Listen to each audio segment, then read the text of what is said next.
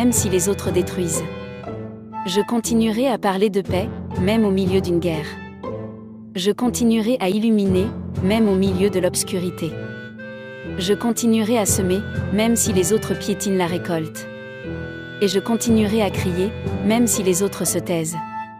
Et je dessinerai des sourires sur des visages en larmes. Et j'apporterai le soulagement, quand on verra la douleur. Et j'offrirai des motifs de joie là où il n'y a que tristesse. J'inviterai à marcher celui qui a décidé de s'arrêter. Et je tendrai les bras à ceux qui se sentent épuisés.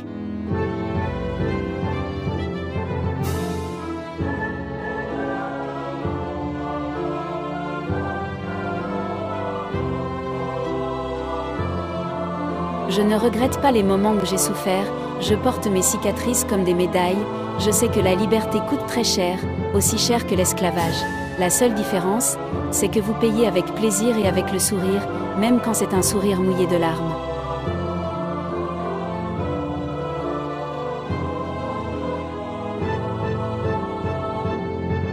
Faut-il se taire, ne rien dire, ne point gémir, taire les douleurs et les souffrances et sourire tristement face à l'opprimé?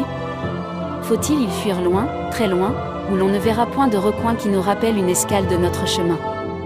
Faut-il enterrer nos fanions et nos slogans, nos chants profonds, et par-dessus nos rêves d'antan? Faut-il y céder au renoncement et à la peur, contempler la bêtise et goûter à l'amertume de la défaite? Ou, faut-il revenir sur ses pas, aller chercher ceux que nous avons lâchés sur la route, ceux que notre indifférence a privés du soleil? Faut-il briser les chaînes, que de jour en jour se déchaînent sur des pauvres gens innocents?